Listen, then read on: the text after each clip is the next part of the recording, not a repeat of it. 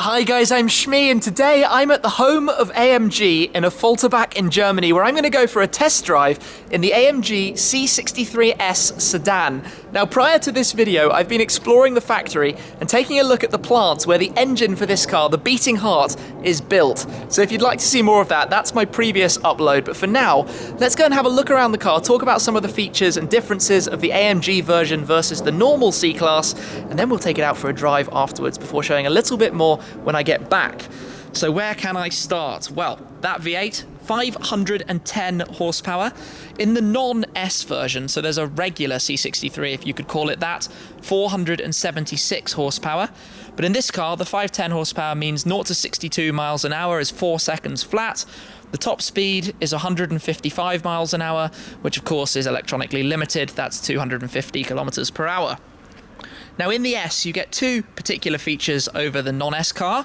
One, you have dynamic engine mounts, which of course give the car the variable ability to control whether it's driving comfortably or more sportily. Then you also have an electronically controlled limited slip differential, which operates at the rear. Now, I've been taking a good tour around it, learning a little bit about it, and something that's quite interesting is to make this car an AMG and to fit it with the V8, which is something that was very important to the engineers working on the car. A lot had to be done to make room for that. Now, there are not very many panels that remain the same on the C63 as on your, say, regular diesel version of the C-Class sedan. In fact, it's pretty much the boot lid, without the lip spoiler, and the roof. Everything else is different. So to start, the front of the car is a touch wider. That's to fit the engine. It's also a touch longer, that you're going to see shortly when I pop open the engine bay. Around the front itself, you've obviously got the distinctive AMG grille, which has that sort of double center slat around the large Mercedes logo in the center. And then you have a new look to the bumper as well, with increased airflow and cooling. And it has these sorts of vents that help direct the air inside, but there's also some other trick stuff that happens with the airflow inside the front. This car is very highly equipped. Lightweight wheels, carbon ceramic brakes as well, obviously saving some weight there.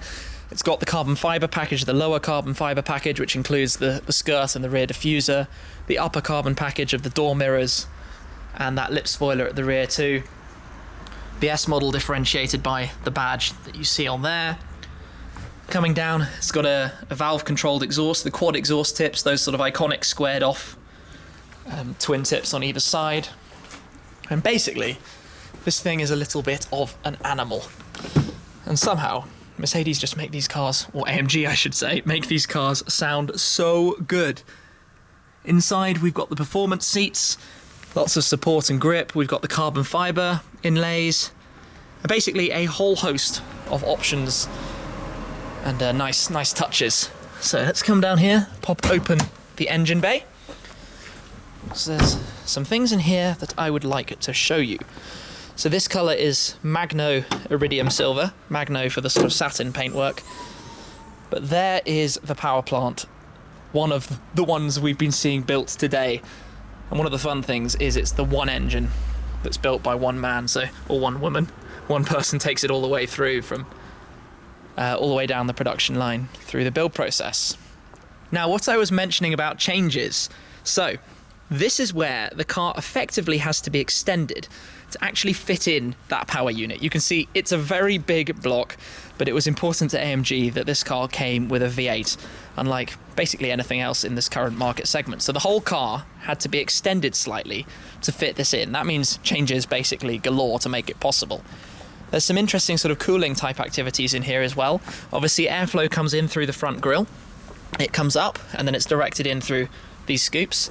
But also, there's a sort of little flap through here, which effectively prevents the hot air from coming back through and upsetting the radiators.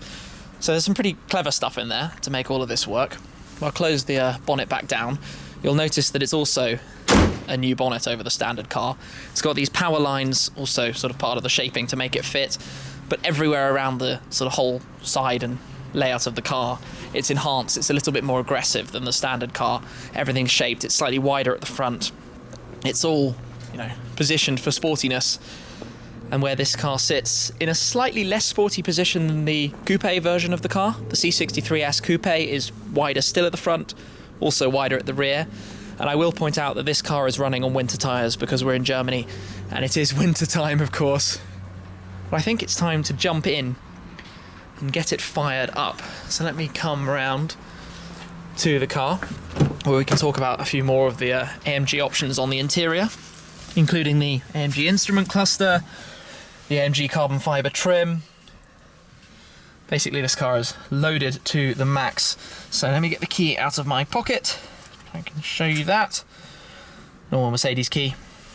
Pop it in the dash and fire it up.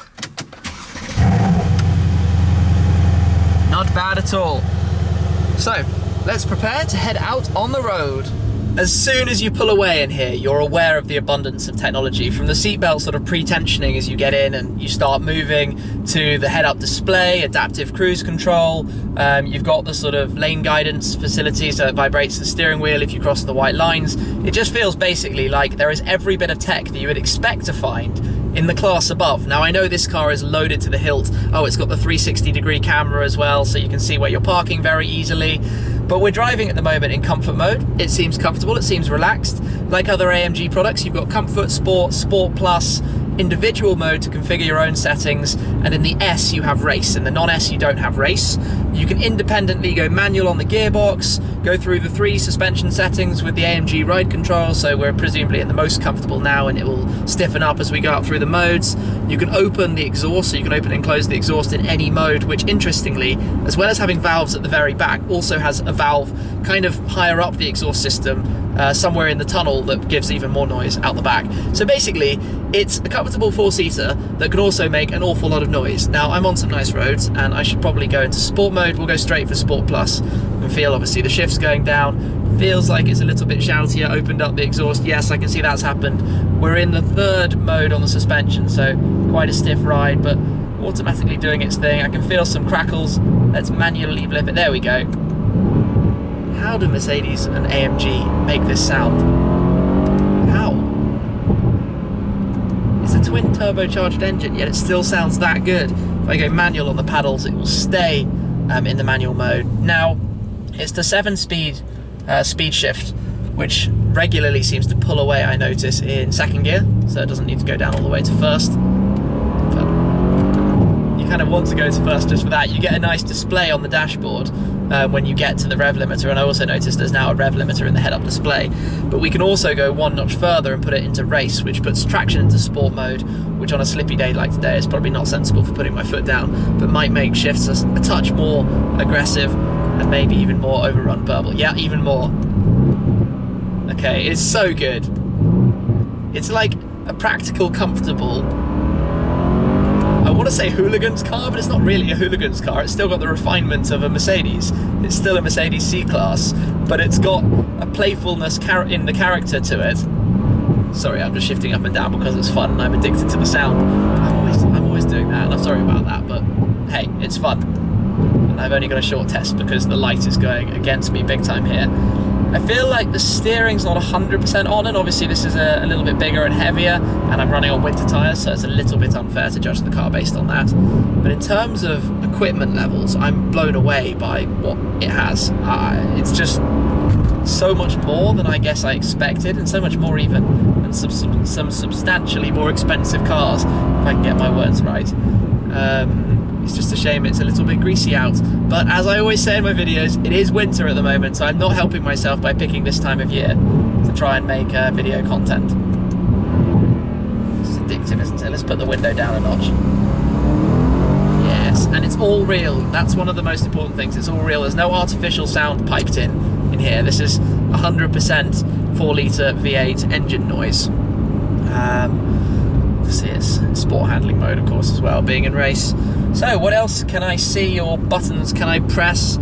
I suppose it's all stuff we mostly know. I can show you a little bit more when we get back and just have a fiddle around the car. It's all pretty self-explanatory if you're familiar with the sort of Mercedes setup.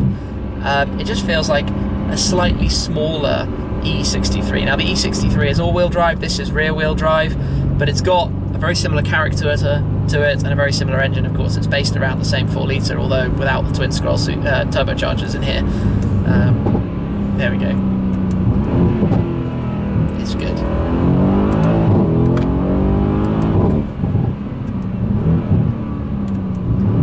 I like. It gets the seal of approval. So I'm going to continue my cruise. It's too tempting to resist. Just a little dab, and then a lift off, and then you get the crackles. I feel naughty. But it is good, isn't it? It's so good. Such a good sound. Such a good sound. And this is with the, it's an optional exhaust system on the car. I mean, like I said, this car has just about every option under the sun, I think, that's available. But that makes it more fun to me to drive, so I'm not going to complain about that one bit. Let's go back to a more kind of comfortable cruising mode and see what it does. Just putting it straight back into comfort. Yeah, it literally shuts everything up. We're still manual on the paddles, though, unless I press the button to revert those. Just put my foot down in comfort mode. Needs quite a solid push to get any power, or to get the gearbox to drop down the gears. But I think that's one of the things, and I can immediately feel the feel of the car. The ride control has made such a big difference. On a road like this, which is beautifully smooth but twisty, and where you're wanting to get the turns, it was a much better car to drive in the sport mode. Much more impressive grip. I may say more impressive, but that's one of the beauties, isn't it? It has the ability to go down to the comfort setting when you want it on the more comfortable, gentle cruising kind of roads on the motorways and the like. Yeah, and almost tempted to put it specifically back into the third mode for the tightness of these corners. And it does that too, so you can do that all independently. You don't need to have it drop down gears. But I can immediately feel also that it's picking gears substantially quicker on me too. Just giving a quick sort of couple of impressions here while I'm out driving in the car. Yeah, there we go, picks up and off it goes. Drop down a gear just because I can't resist. Away we go again. Now that I'm in a quiet little village, I should probably put it back into comfort and not do my best to disturb everybody and bother them all with the noise of the shouty beast. But I think that's one of the fun things to me about the character, is that it is the playful kind of saloon car. It's the one that you have a little bit of smartness to and you want it, but you also have that kind of boisterous character that's a little bit fun for days out when you're driving. How does it compare to the rivals? That I would struggle to say without driving them all a little bit closer.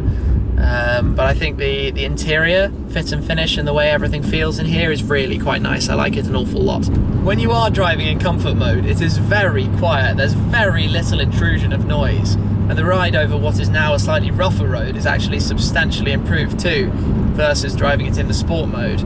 It is fascinating how variable these cars can become, and how, like putting it down Sport Plus sounds better, but how variable cars can be with in terms of their sort of electronically variable settings and controls, and how you can change the suspension and the mapping and the feel of the throttle response and the steering feel and everything through different controls and settings and customize it.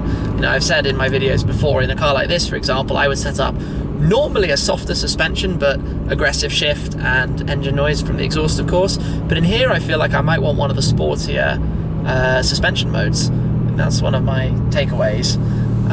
In terms of general feel, it actually feels quite small, which I think I'm surprised by, but like I say, very similar to the E63.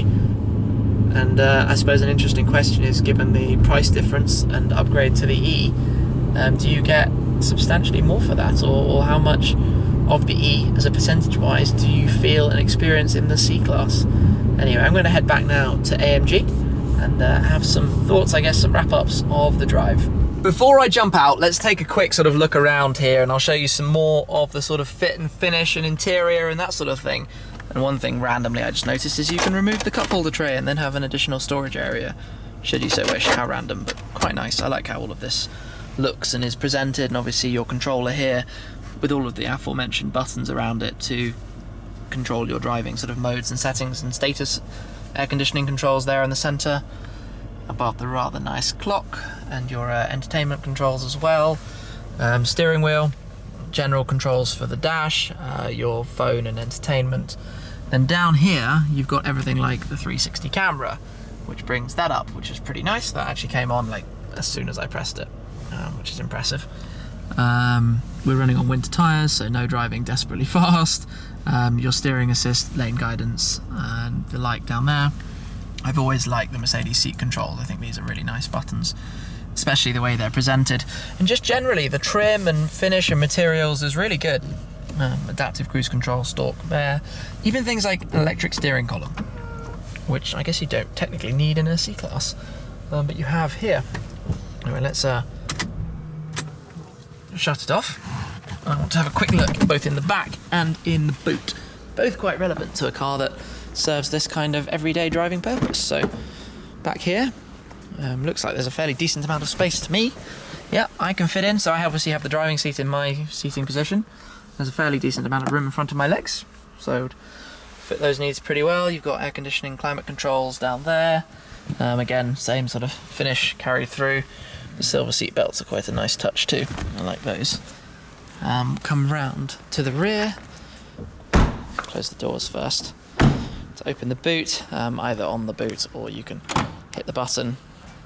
Pops all the way up. It's not sort of motorized, but I guess it's got just enough pressure to sort of flip it all the way out. And again, huge boot, goes, I don't know how far you can see, but as far as I can reach, put it that way. So more than enough space. And then we can fling that shut, except I didn't do it anywhere nearly hard enough. There we go. So yeah, that's one of two components on the exterior of the car that is shared between the sedan, the AMG car and the normal Mercedes-Benz cars, but with the addition of the carbon lip on it as well. In this case, I've just noticed we've also got the privacy glass on the rear windows. So it's amazing for such a short little drive how much of a mess I've managed to make of the car, but so be it with these dirty roads. I've quite enjoyed that, actually. I'm a little bit, in my mind, unsure how the C and the E sit together. They're all quite similar, just slight evolutions of one another. There's not necessarily huge amounts that differentiates when you go C, E, S, just sort of small bits between each car, but I think that's kind of brand identity. That's the style, that's the way they drive, that's the way they feel, the way they're built to be, and the way they're meant to look as well, of course. And this is, I would say, not necessarily the shoutiest it could have looked for a sedan. I mean, the coupe looks significantly more aggressive because it's slightly more flared out at the rear, a little bit more all-round sort of design style-wise. This is a little bit more sedate, obviously, because your buyer of a sedan is not necessarily going to want something that's as out there as the coupe. I imagine to drive it would take a real pro to discern any difference between the two cars, or at least to be pushing them pretty hard between the sedan and the coupe, that is. But the one thing that has truly got me is how AMG managed to keep making cars with turbochargers that sound this good. I don't know what it is or how it's done, and I'm not an engineer, so I wouldn't really, but what I do know is that the exhaust system on this car is truly brilliant. They have nailed it, it sounds amazing, and in fact all round it's been a pretty enjoyable drive too. So I hope you've enjoyed that kind of look, some feedback, some impressions, some thoughts for what it's like for me on the road in the C63 S from AMG in sedan format. Anyway, I'm going to wrap it up there. It's been a long day. There's one more video to come of my specification for my AMG GTR. So stay tuned for that. That's going to follow hot on the heels of this one. But I hope you've enjoyed the video. Thank you ever so much for watching as always, and I'll catch up with you again very soon. Cheers.